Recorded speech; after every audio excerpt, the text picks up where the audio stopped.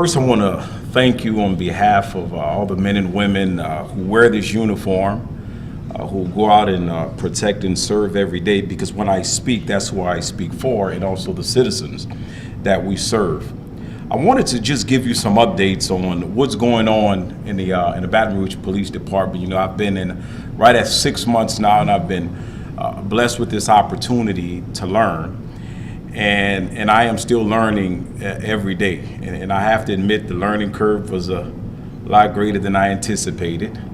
So some of the goals that we set out to do initially, unfortunately, we haven't been able to reach them all, but we're still moving forward in that direction. The first thing I wanted to talk about, when I was blessed with this opportunity to lead, and I talked about the importance of community policing, and how I believe that as we move forward as an organization, that community policing was going to be one of the our core strategies that's going to help in our strategic plan to reduce crime. And every day across Baton Rouge, the men and women of the Baton Rouge Police Department are engaged in the community in some way. I like to highlight a few of those programs, from Kicking with the Badge, which we just had last year at soccer, last week, and Boxing with the Badge. And we're partnering with BREC with programs like Youth Chat this week as part of their Leo summer program. Conversations with a Cop, where we go around the city of Baton Rouge. We had our first meeting last week in Scotlandville at a coffee house, where we engaged the community to hear their concerns, and not only about how they see law enforcement, but identifying solutions from the people we serve to help us when we sit down and talk about strategies. We're going to be doing those meetings every month, and we're going to be partnering with BREC as well to help us facilitate those meetings. But I've also been blessed to go around to so many churches, meeting with so many nonprofit organizations, and I meet with organizations, and I try to see what role they play and how can we partner, because we don't have to reinvent the wheel on all of these. Sometimes it just makes sense to partner with existing programs like the great work they're doing at Metromorphosis and the Urban Congress. They're dealing with the causes related to crime. They're not dealing with the symptoms. They're dealing with causes. They have long-term goals in place that we are going to recognize later on from the hard work and service they're doing over there at Urban Congress. Partnering with our Community Ambassador Program under our City Councilman Tara Wicker, and some of the efforts that they're doing over there, in our partnership with Truce, and helping us identify those small group of individuals who are responsible for majority of the crime, but also giving them options, providing services that we believe will help that small group of people who are responsible for majority of the crime. But one that we're going to be doing next week that I want to talk about as well is our Community Cop and Clergy program. And what we're doing here, we're identifying our faith-based leaders who want to partner with us and become part of our Community Cop and Clergy program, and we're going to be providing training to our faith-based leaders. But we're also asking them to help us with some of our patrols. Next week we have a meeting where we're going to be talking about some of the data that we're receiving from CADs, commonly referred to as hotspots, areas in the city where we're seeing specific types of crime. And we're also taking data from our partnership with other agencies, from informants, through other agencies that sources, what we refer to them as, where we know that there are specific type of activity that are occurring in parts of our city. And what we're doing is we're taking that data and we're going to ask our faith-based community to help us with prayer patrols. That's right, prayer patrols. And we're going to go in those areas and we're going to ask our pastors, our faith-based leaders, to be specific in their prayers to try to touch the hearts and soul of the young people in those areas. And we're going to be doing that on the 31st at the BREC facility on Jefferson Highway. we have so many partnerships that are going on right now, and I believe that we are starting to see wins. We're recognizing wins, and I'm going to talk about those as I conclude my conversation today. But another thing we're doing in the Baton Rouge Police Department is training. You know, we've appointed a new commander of our training services division. We appointed a new commander of our community services position. Listening to the community and some of their concerns and disappointments on some things that we've done in the past, we've appointed a victim assistance liaison to help the mothers and parents and relatives of victims of violent crime.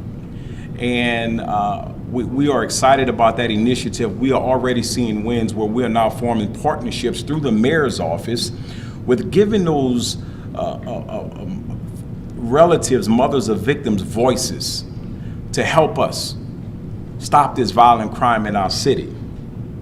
We've also announced our intention to appoint a liaison for the LGBT community, because we also understand that there are unique circumstances that they also face in our community. And we want to make sure that we hear their concerns and that we follow up with the proper response. Our fair and impartial policing training that we've put on, we are moving forward with that. One of the things that we're excited about also at the Academy is our use of video technology to modify training so that we can take training when we identify training needs within the organization, that we can put training curriculums together in a short notice and get it out to those police officers as soon as possible through the use of technology. And we just signed a contract with a software company to help us do that. That's something that's exciting. It's hard to train over 800 employees at such a short notice. And sometimes the training needs that we identify, there is a need to get that out as soon as possible. So we are very excited about some of our training programs. One that we just started on the anniversary is our critical incident stress management training.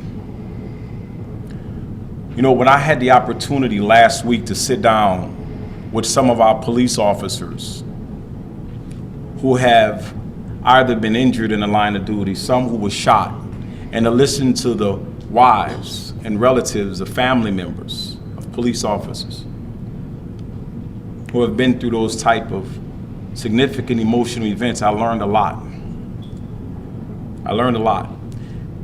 And it's important that the community understand that our police officers are human. We go through the same thing that you go through. We have the same stresses that family life presents to everybody. And sometimes our officers, sometimes they take that to work with them, but they still have to be the public servants that you expect and do their jobs. So what we're doing right now in the Baton Rouge Police Department, we are creating an environment so that our police officers feel safe and comfortable with coming forward and saying, I need help. Whether it's in the form of marital counseling.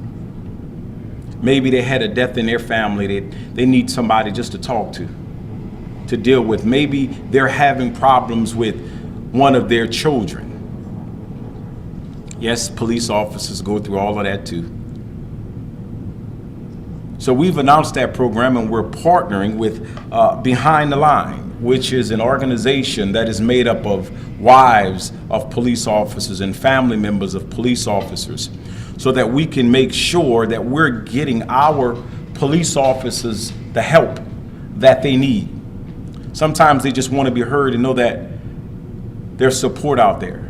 People who've been through the same experiences that they're going through, and can help point them in the right direction to get the help that they need. And we are very excited about that, because we have to remember that what goes on and what's happening in our community is unique. It's very unique. We had an incident, a shooting that caused civil unrest, that caused protests all across the city. And then we had a shooting where several of our heroes were killed. And then we followed that up with flood. And our police officers still had to get in their homes just like everybody else. And all of those emotional things that our police officers go through, we still were out there patrolling every day, still out there responding to calls for services. That's why we're the recipient of a grant through the International Association of Chiefs of Police, and we're partnered with 100 Black Men, NAACP, Louisiana State University, and Southern University as part of the Collective Healing Grant, because they recognize that what's going on here in Baton Rouge is unique. And we are excited about that program.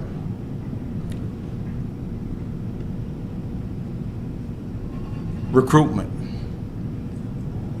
Recruiting has not only been a challenge here, but also for law enforcement agencies all across America.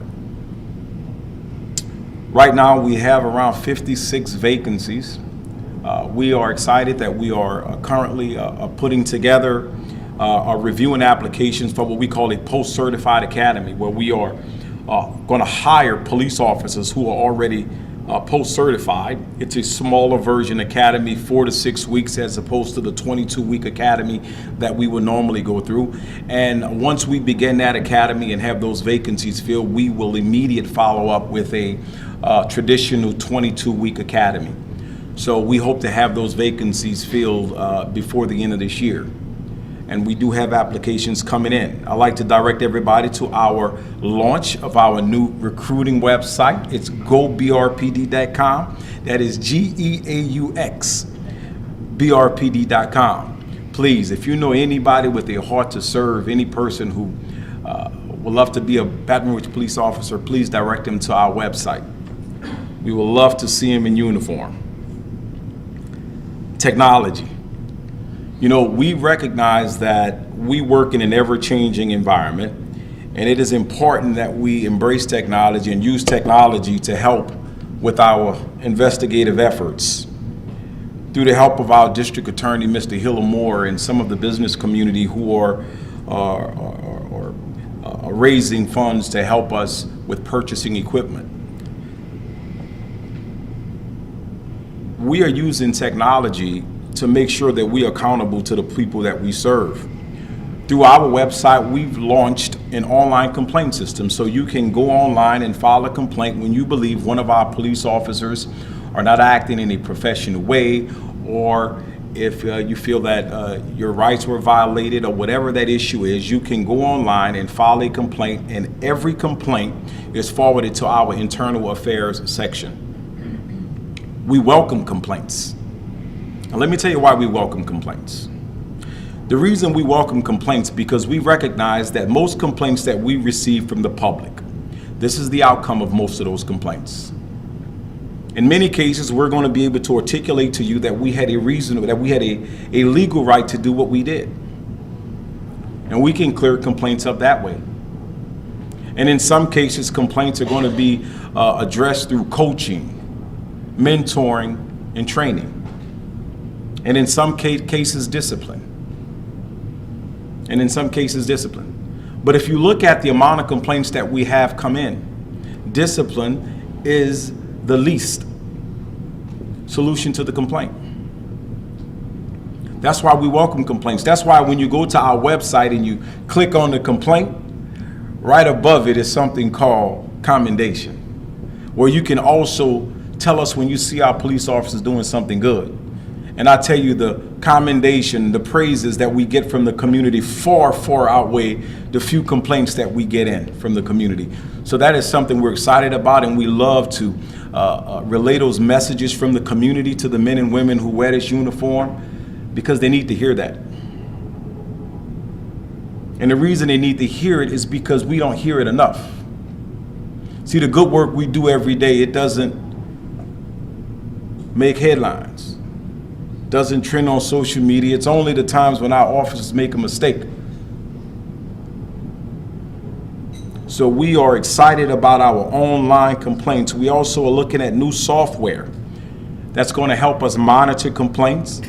It's going to help us with use of force data real time, as well as early warning systems, so we can identify those training needs early on, so we can give those police officers the tools they need to do their jobs. We will be presenting a proposal in the near future to the City Council to help us with software that's going to help us with our investigative efforts, our detectives, and we are in the reviewing stages right now of that. Right now in the police department, we have all of these silos, all of these systems that don't talk to each other, and it requires manual labor to do that. So we're trying to be efficient with the manpower we have, and we believe this technology is going to help us do that. Because when we do that, we can have more police officers on the streets and specialized sections to make sure that we're being more proactive when it comes to reducing violent crime. Body cameras. You know, our mayor got out front and got us our body cameras at the right time. And I tell you, that is the game changer in law enforcement. That is one of the game changers in law enforcement today. And I say this, our body cameras catch police officers doing the right thing every day. They catch them doing the right thing every day. And we are able to clear up a lot of complaints just by review of the body cameras. One of the concerns we had from some in the community where we've had incidents where our police officers didn't have the body camera on at the time the incident occurred. So it's important to understand to communicate or educate the public on how that works with the body camera. When a police officer gets out the car to engage, he has what's called a body camera, but he has to press that button twice. And sometimes in an emergency situation, he doesn't press it hard enough, right? But it does create an audit trail where we can see that he attempted to turn the body camera on. But because that was a concern, and it is also something that our police officers have to think about every time they engage, it's two things we did. We actually have in-car cameras now. We probably have 100 more to go in all the cars, and they automatically come on when lights are engaged. But we even taken it one step further. And I met with Axon last week. And what we're doing right now is we've asked Axon to give us two holsters. And we're going to wear test those holsters. And what those holsters do is anytime we call breaking leather, that means when a police officer's gun comes out of his holster, then it would automatically start his body camera. That way police officers don't have to think about it, and that's one less a manual thing that he or she has to do while he's out there doing his job. So we're going to be wear testing that, and if that technology is where it's supposed to be and it passes our assessment, then we're going to be moving forward with that. We're in the review stages of that. So we are moving forward with all kind of technology in the Baton Rouge Police Department. One is our real crime center that we're going to be partnering with local law enforcement agencies in the parish, and we're putting together a proposal to try to get support from that for that initiative. And I think it's something that I think everybody within the parish will get behind and support. But the last topic I want to talk about before we go to questions is enforcement.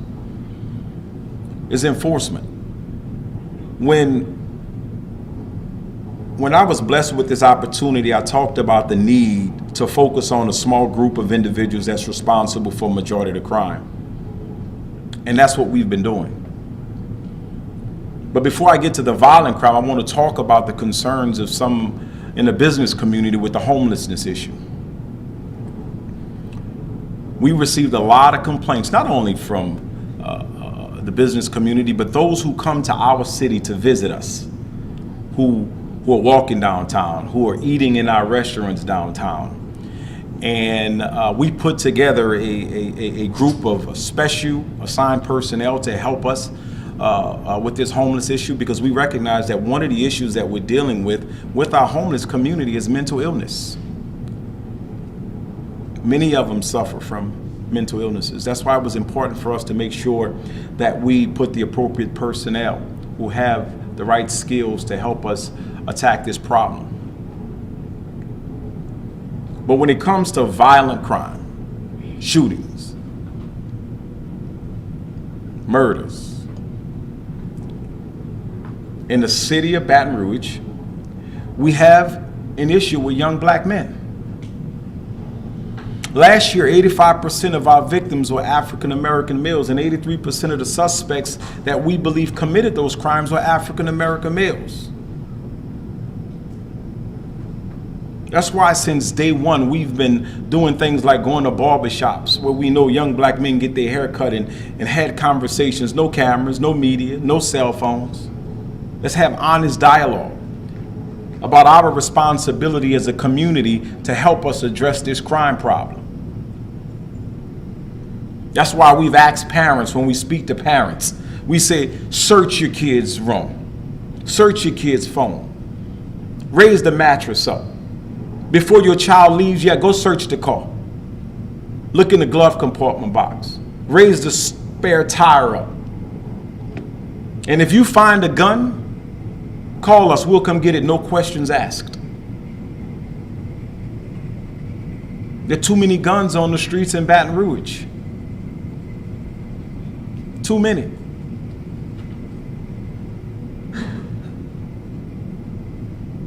That's why we've been engaging that small group of individuals that we believe are committing a crime. And we're doing it a little different. With help with Truce, with our streets crime unit, with the sheriff's office team. We are working together better than ever before when it comes to targeting that small group of individuals. And yes, the word is getting out. Not only is the word getting out, I'm happy to share some numbers with you. Because we know that as we move forward as a professional organization and we talk about accountability and all of those things we're doing to say, you know what? We want to be held accountable. And we are becoming a more professional agency. That's why you will hear me continue to talk about as we progress, that the community should do their part and pay our police officers the money that their positions deserve. This is the capital city, and we should be paid as such. Because right now what's going on in the city of Baton Rouge, there was a quote on the streets, you probably heard of it before. It was called Stop Snitching. Have any of you ever heard of that before?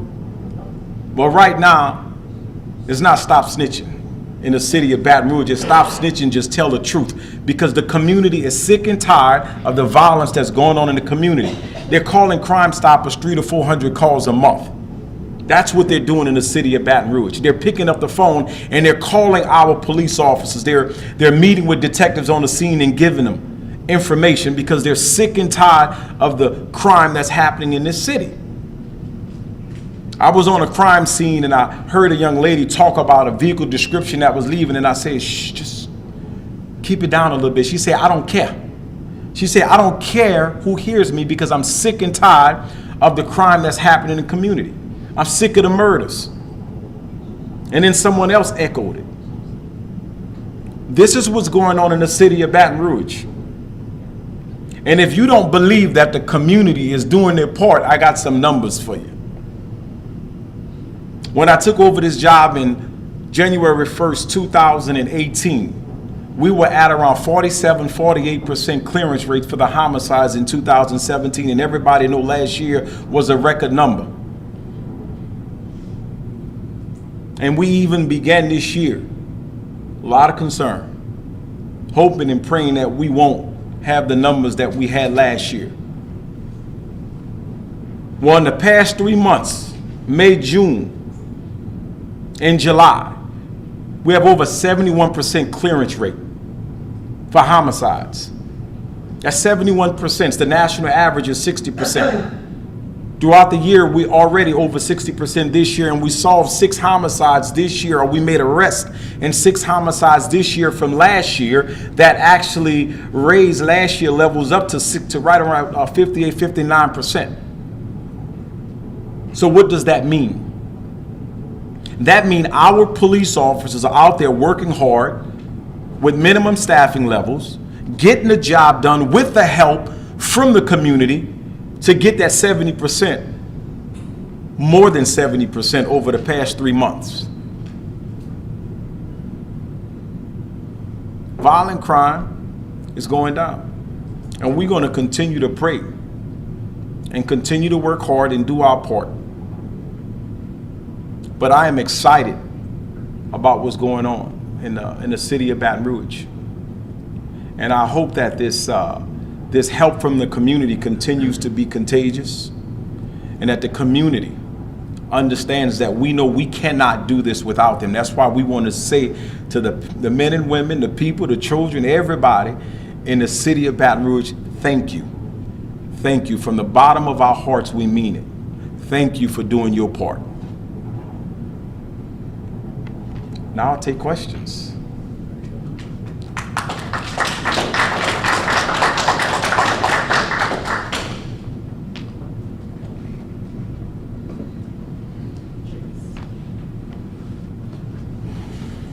You raised this? No, yes, sir. Oh, okay. Chief Paul, I believe you, in fact, I'm fairly certain you were one of the finalists for the LSP Colonel position. As I'm sure you're aware, this most recent week, there's been an appeal of disciplinary infractions handed down by Colonel Reeves on part of the 3 troopers pertaining to the Las Vegas trip. And, under a hypothetical, had you gotten that position, do you agree with, now you were probably in the inner circle as much to know, probably more than Colonel Reeves did, of what all transpired. Do you concur with his decision, or do you think the State Police Commission should rule favorably on their appeals? No, I agree with the Colonel. I'm sorry. So the question is regarding the Louisiana State Police investigation, and does he agree with the findings? With Colonel Reeves' decision, right now it's been appealed by the 3 troopers. The appeal hearing was held last week. It was a 4-day appeal. They're going to render their decision in August. I'm just asking, does he concur with Colonel Reeves, or would he side with the troopers who are?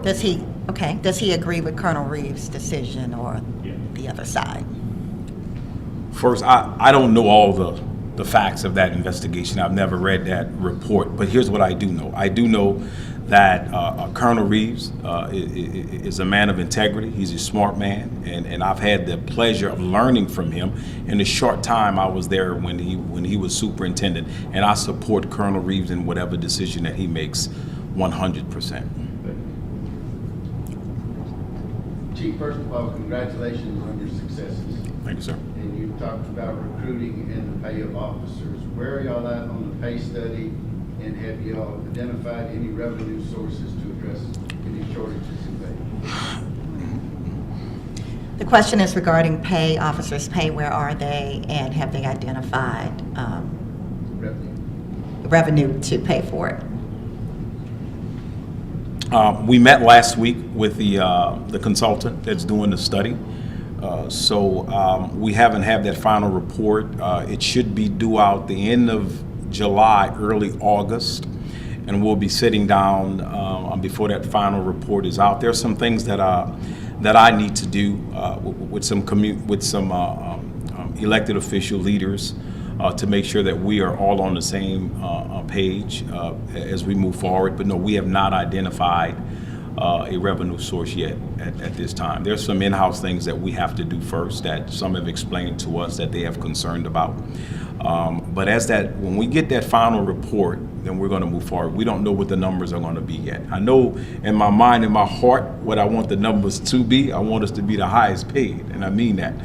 You know, I got an opportunity. I get the opportunity every day to go around and listen to and watch and read the work that the men and women of the police department do here every day, and I put them up against any police department. And we do a lot at the Baton Rouge Police Department that some law enforcement agencies, not only here in this capital area, but all over the state, that they don't have, that they don't deal with on a daily basis, the challenges. So the answer to your question is we don't have a source yet, but once I get those final numbers and I see what they are, then we're going to be moving forward with that. You mentioned the challenges of mental illness.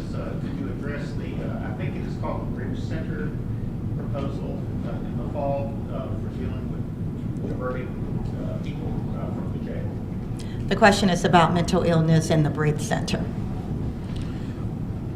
I am not intimately, I don't know that particular initiative. I haven't read up on it specifically. But I do know that jail is not the place those who are suffering from mental illness should be. That is not as a sickness and an illness, and it should be treated as such. But we will continue to work with them. I know there are several initiatives through the capital area human services that we're also looking at and partnering with as we move forward. And there's also some grants that we are partnering with to address the response to calls for services in those who are suffering from some type of mental illness. How serious is the drug problem in Baton Rouge? And can you say something quantitatively rather than just arbitrary? How serious is our problem? How serious is the drug problem in Baton Rouge? Well, we just met over there with the Human Services, and there is a study that's going to be coming out soon. It's bad. But I really think that when it comes to drugs, we've lost the war on drugs. We just have to be honest with that. We lost the war on drugs.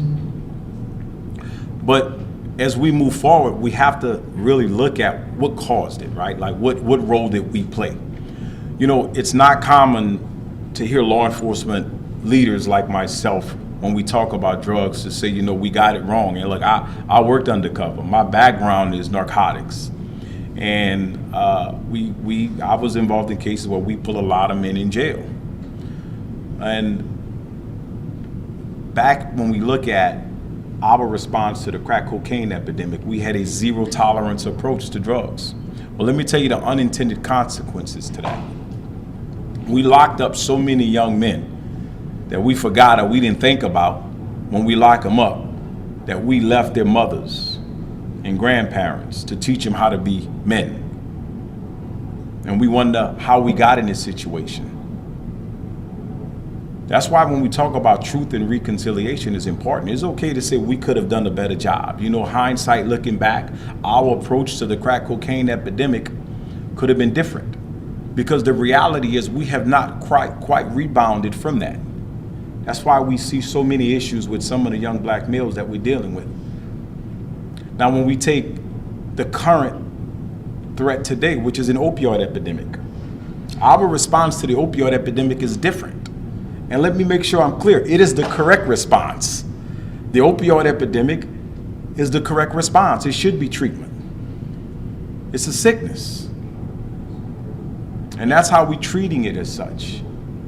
But I really think we got to think outside the box. This 3 degrees of separation when it comes to drugs, that no longer exists. There's not a person in this room that doesn't know somebody or have a loved one who knows somebody or who has a co-worker or somebody who is not affected by this opioid epidemic that's going on in America. And it's not unique to Baton Rouge at all, sir.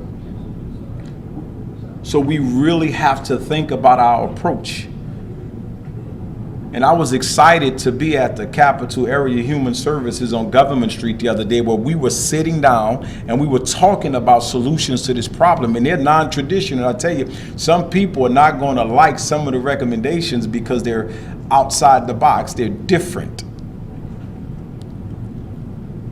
But we really need to think about how we're going to address this drug problem, because locking everybody up is not the answer. Locking an addict up, a person who has a sickness, is not the answer when it comes to long-term solutions.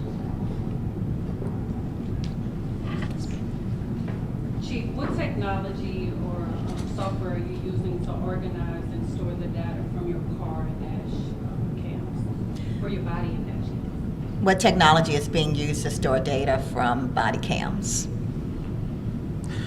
It's called evidence.com is the name of the software that we're using. It's part of the contract with Axon, and we're able to store all of the body camera footage on there.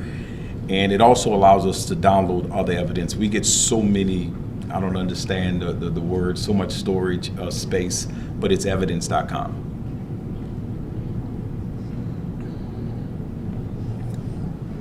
In your recruiting efforts, excuse me, are we down so many officers? Do you have a lot of flexibility on the numbers? Where do we stand? And what is the starting salary now if someone were to join the force of the new government? Recruiting efforts, how much are they down, and what's the starting salary? 57, I believe we're 56 or 57 officers down right now. We're gonna fill those numbers. We do have retirements coming in. You know, we have a group of officers who are eligible to retirement, and our starting numbers are around $32,000 a year is what the incoming police officers making right now. And how does that compare to the national average? I'm waiting on a study. The question was, how does that compare to the national averages? We are below in a lot of areas, even in the capital area. Gonzales Police Department, EBR Sheriff's Office, Louisiana State Police all make more. Ascension Sheriff's Office all make more than a Baton Rouge police officer. That's why we have to get those numbers up. But for agencies our size who are dealing with some of the same issues that we're dealing with, like the New Orleans Police Department, they're in the 50s. But agencies our size, we are far, far below, probably around 20%. If we look at probably in the capital area, we're probably 20% below when we look at all of those agencies. Those numbers that's just coming off my head, but the study that's going to be coming out by the consultant should have more accurate numbers.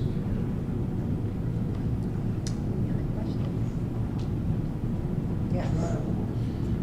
You mentioned several times, Chief, that most of the crime is being caused by a small group of individuals.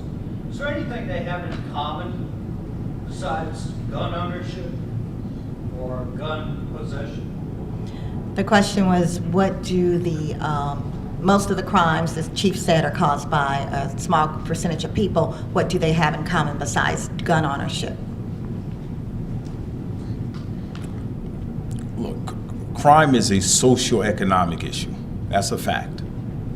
It's a socioeconomic issue. I think what I would probably say that what comes to my mind and my heart when you're asking me what do I see in common, I think if we look at probably 50% of the young black males who don't finish high school, if I go to Angola State Penitentiary, the more than almost, because we just had a reduction, we're no longer the most incarcerated state in the country, thanks to the efforts of our governor. But if we look at the almost 6,000 inmates that's at Angola State Penitentiary, most of them who look like me, African American males, when we start looking at all of the data, I give you education,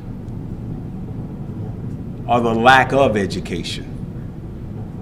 When we talk about disinvested communities and we start talking about solutions, I give you education. When we talk about the dropout rate of young men and their probability of committing a crime, I would give you a lack of education. The key is education, education, education. Not just formal education. Everybody isn't made to go to college, but you know, I live right here, not too far from here, and I talked to one of my neighbors who owns a air conditioning company and say he can't find anybody certified. He has a problem with getting air conditioning mechanics. He has a problem getting plumbers. So I think education is the key in the long-term solution.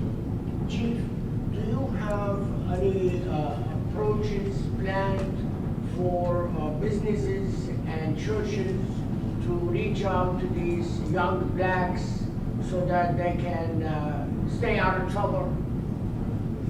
Does the chief have any programs for churches and businesses to reach out to African American males so they can stay out of trouble? Yeah, look, there are churches that are doing it every day. There are so many programs in the 6 months that I've been here. They're doing it. They are doing it. There are churches doing it. There's organizations like 100 Black Men that are mentoring young men in the community. NAACP has initiatives. Urban Congress, I talked about them earlier, and I can go on and on about the nonprofits and faith-based organizations that are doing work in the community. And I believe that what's going on in the city right now isn't unique to Baton Rouge. It's happening all across America. But education is one of the solutions.